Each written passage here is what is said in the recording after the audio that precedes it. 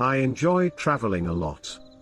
Me and my girlfriend Stella have visited 23 countries together. Before I met Stella, in the year 2005, she had already been to 7 different countries.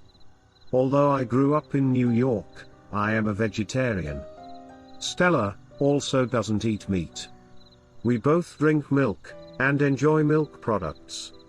At times, we eat eggs too, but that happens less than 10 times every year.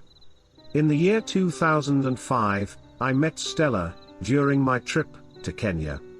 I am a wildlife photographer by profession, so I was in Kenya for a photo shoot involving wild animals. I still remember the day I met Stella. I was returning from a late-night photo shoot in the Kenyan desert. I had hired a local driver, and he was serving as my tourist guide. After taking photographs of lions, cheetahs, zebras, elephants, and giraffes in the Kenyan desert at night, I decided to call it a day.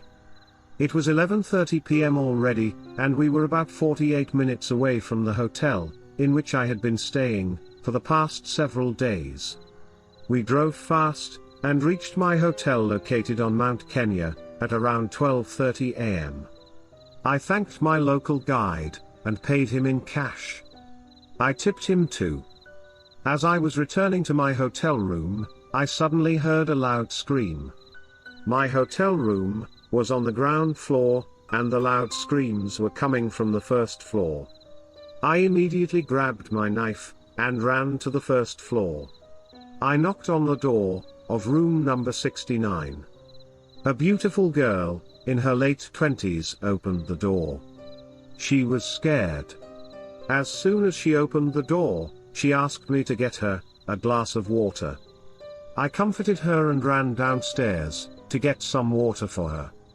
Apparently, the refrigerator in her room was not working. I asked the girl her name and what she had been doing on Mount Kenya, a place known for wild animals and scary ghost sightings. According to legend, Mount Kenya is a haunted place. Visitors and locals have reported paranormal activity in this area since the late 1940s. The beautiful girl told me that her name was Stella, and that she was visiting Mount Kenya as part of a study program. Her mission included documenting the history of this mysterious region. That night, minutes before I came to her rescue, Stella had attempted to open the door of her refrigerator. She was feeling thirsty after her all-day-long study tour in the hot Kenyan desert. The refrigerator door wasn't opening, so she had applied some force. After the door finally flung open, she saw the lifeless head of a dead body inside the refrigerator.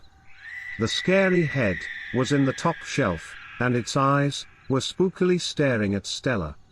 Clearly, it was trying to say something to her, presumably in Kenyan language. She got so shocked that she started screaming loudly, and that's when I came to her rescue. We both decided to grab our knives and open the refrigerator door one more time. But this time, we also requested the hotel's security personnel to join us. The door opened almost instantly. We didn't have to apply any force at all. Inside, there was a can of Coke, a can of Pepsi, a can of milk, and a jar filled with mineral water.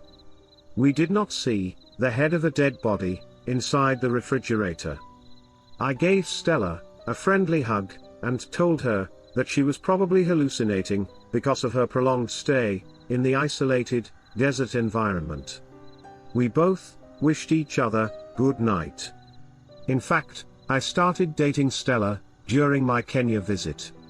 Very soon, we decided to stay in the same room, so Stella surrendered the keys of her room to the hotel and moved into my room on the ground floor. A few days later, when we were sleeping on the king-sized bed, we heard a heavy knock on our bathroom door, as if someone was trying to desperately get out of the bathroom. I grabbed my knife and proceeded towards the bathroom. I couldn't believe my eyes when I saw Stella inside the bathroom.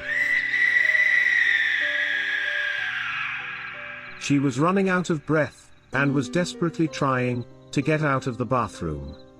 But then, who was I sleeping with? Clearly, I had been sleeping with a ghost that night. I never mentioned this to Stella, and we never saw the ghost again. After this incident, we visited Kenya twice, but avoided staying at the haunted hotel on Mount Kenya. Based on a true story. Our story.